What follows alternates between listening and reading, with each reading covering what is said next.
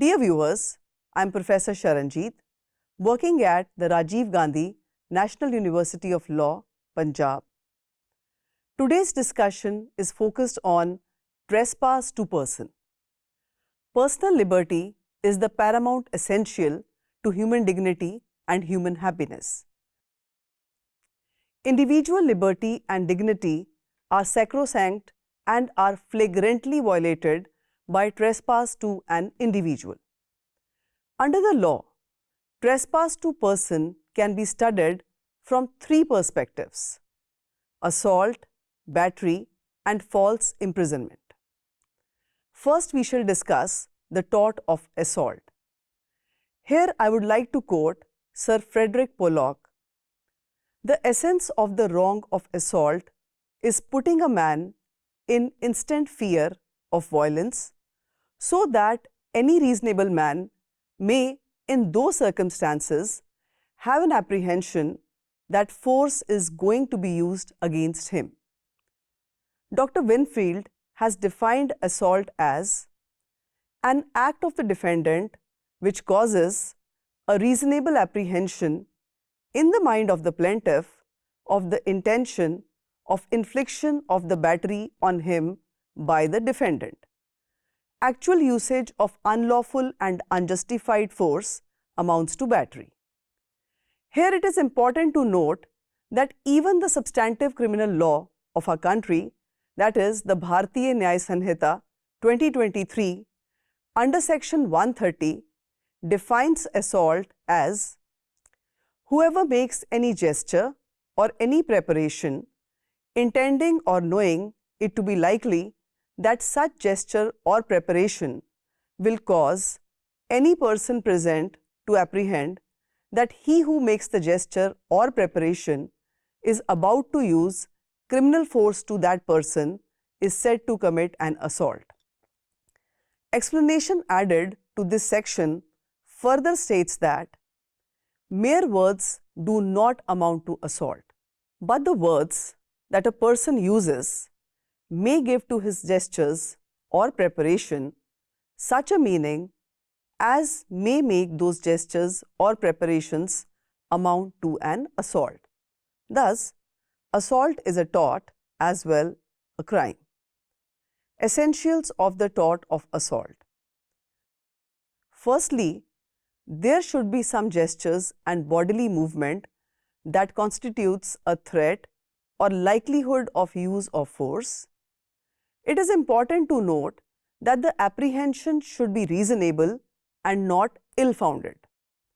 The first essential can be substantiated with the help of the case Reed versus Coker, 1853, in which the defendant workers gathered around the plaintiff, rolled up their sleeves, and threatened to break his neck if he did not immediately leave the place.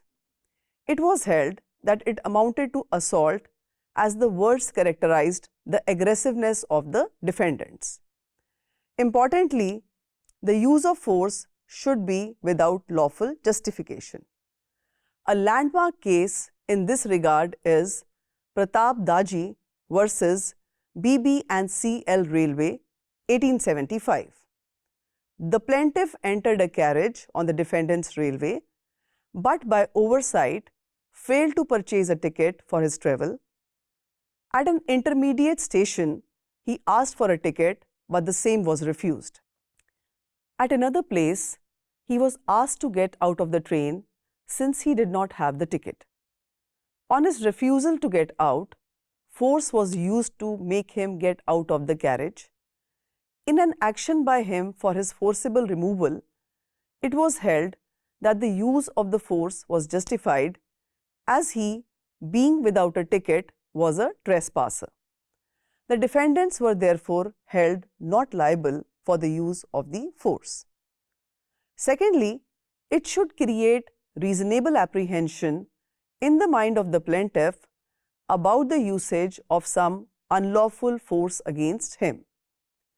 In the case of Innes versus Whaley, 1844, a policeman unlawfully prevented the plaintiff from entering the club premises. It was held that if the policeman was entirely passive, like a door or a wall, to prevent the plaintiff from entering the room, there was no assault. And thirdly, there must be ability on the part of the defendant to carry out the threat. In an important case of Stephens versus Mears, 1830, the plaintiff was the chairman at the parish meeting. The defendant also sat at the same table, but there were 6 to 7 persons between him and the plaintiff. There were some heated discussions. The defendant had been very vocal and he interrupted the proceedings of the meeting, due to which a large majority of the participants decided that the defendant be expelled from the meeting. The defendant, in retaliation, advanced towards the chairman with a clenched fist, saying that he would rather pull the chairman out of the chair than be turned out of the room, but was stopped by the church warden, who sat next to the chairman. The defendant was held liable for assault. Next is battery as a trespass to person. Application of force without legal justification by one person to another amounts to the tort of battery. If A threatens to harm B with a clenched fist, it amounts to assault, whereas when A actually hits him, that amounts to the tort of battery. In simple words, battery is the actual application of force by one person to another without any lawful justification. For the tort of battery, it is not essential that the force should be applied directly. It can also be applied indirectly. For instance, throwing water at a person is assault. If the water falls on him as intended, it amounts to battery. Essentials of battery. Firstly, usage of force by a person through one's own body or otherwise. The force used can be very slight.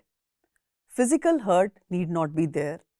However, if one person touches the body of another person in anger or rudeness, the tort of battery is constituted.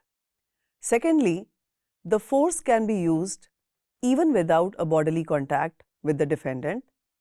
In many cases, it has been held that mere passive obstruction cannot be considered as a use of force.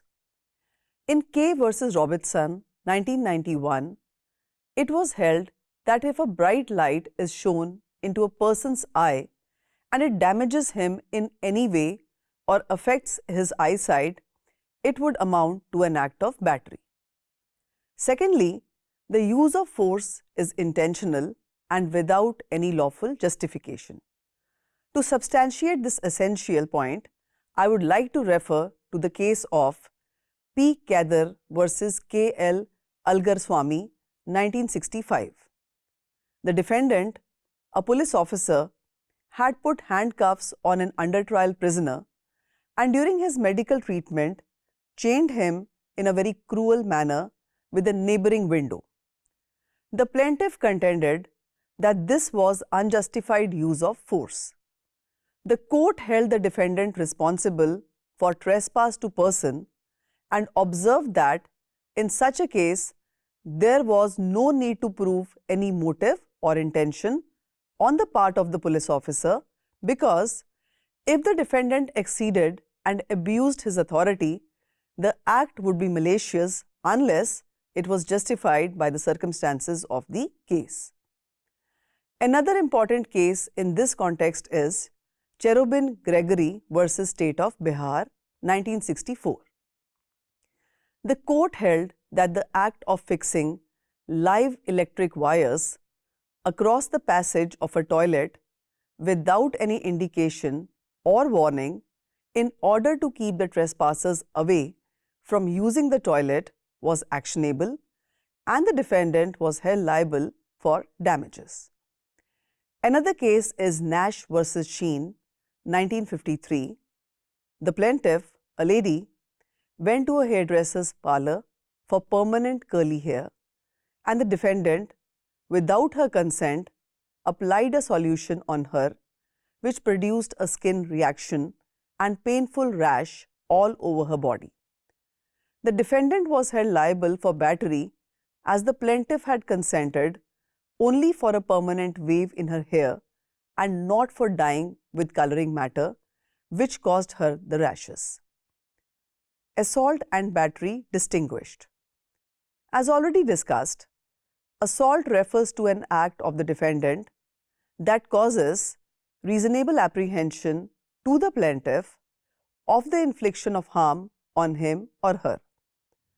This wrong consists of an attempt to do the harm, thereby creating a reasonable apprehension in the mind of the affected person. If a person advances against another in a threatening manner to use force, there is assault. However, when the force is actually used, it amounts to the tort of battery. For instance, as observed in Cooper versus Reef, if a person is about to sit on a chair and the chair is pulled, that is assault, so long as he is in the process of falling on the ground, but as soon as his body touches the floor, it will be battery. In simple words, showing a clenched fist is an assault, but actual striking of the fist amounts to battery. However, it is important to keep in mind that every battery should not be preceded by an assault.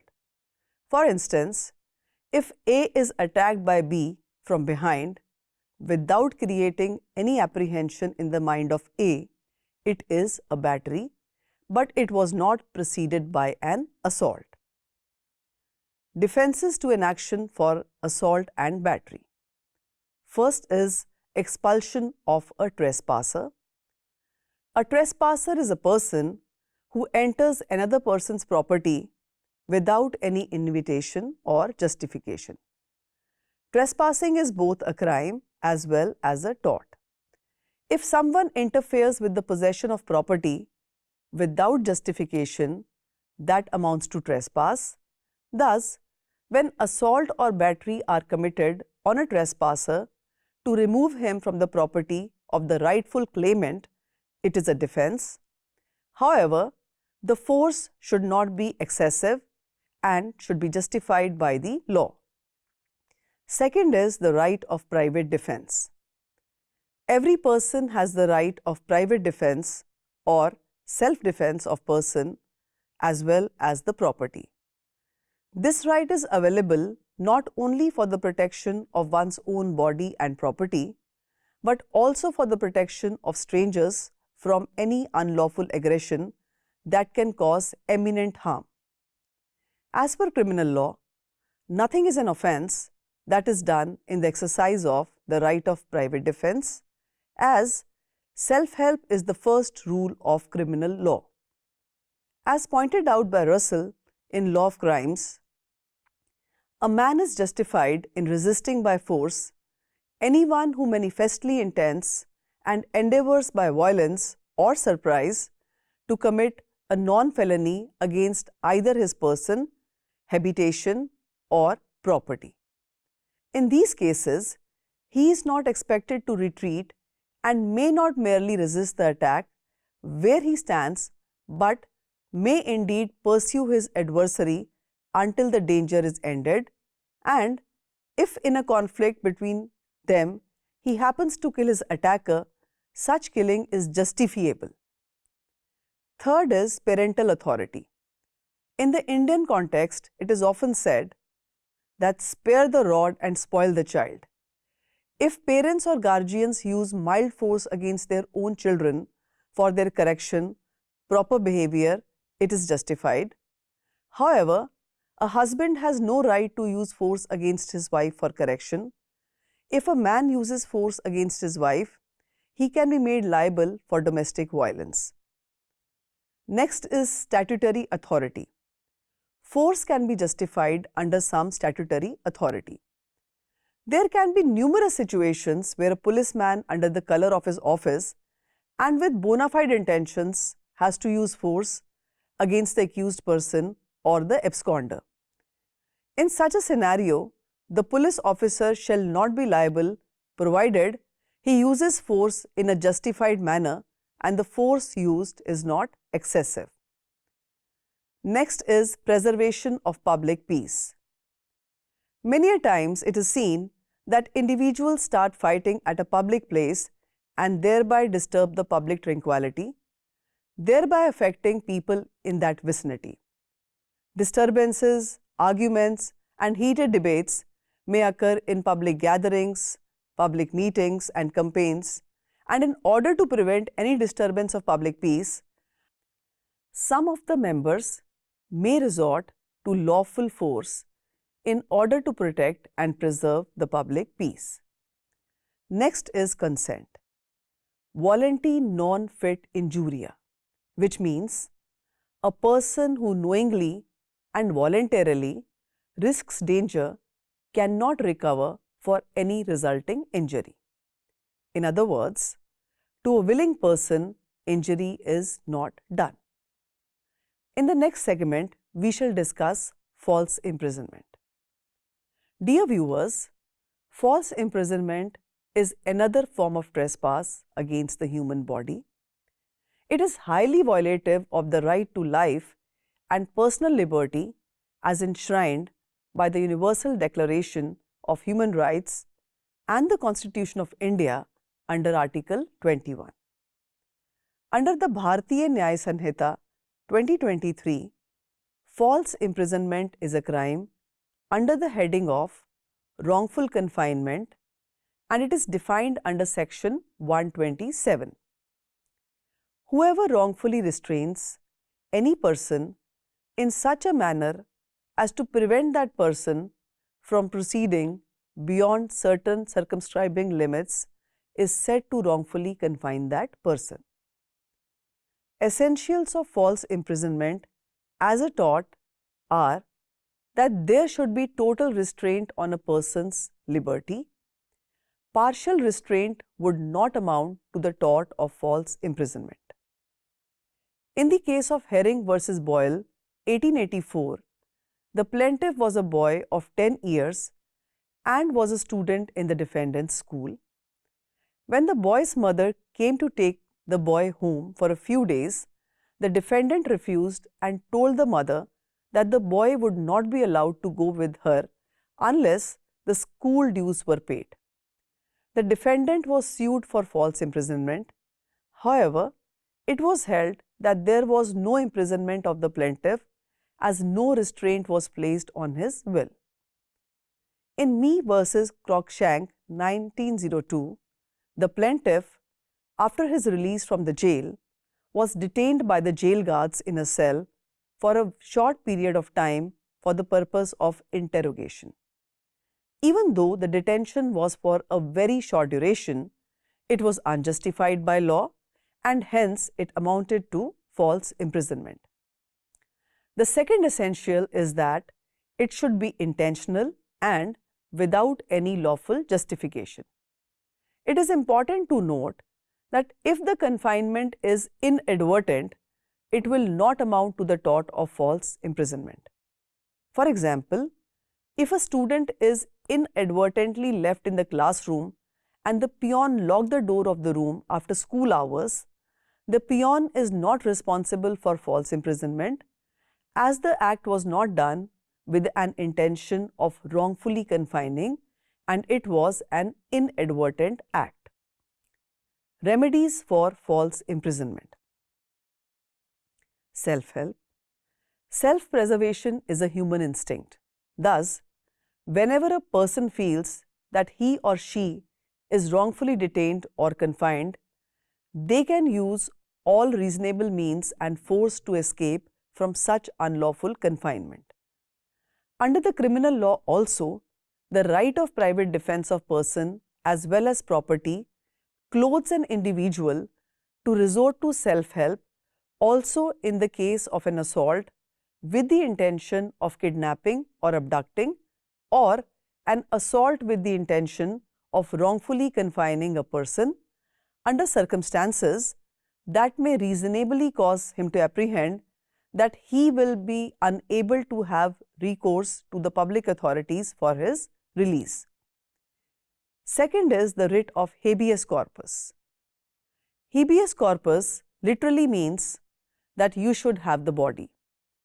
It is a writ available under Articles 32 and 226 of the Constitution of India, dealing with the writ jurisdiction of the High Court and Supreme Court. As false imprisonment is a serious violation of the right to life and personal liberty, hence this writ is of immense importance.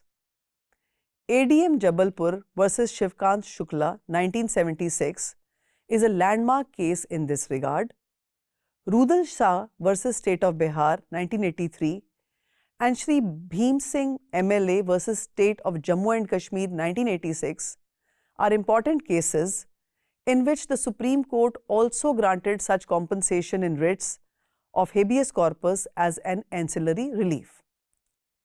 Dear listeners, under this writ, the person alleged to have unlawfully or falsely detained a person is required to produce the detained person before the court and justify the detention.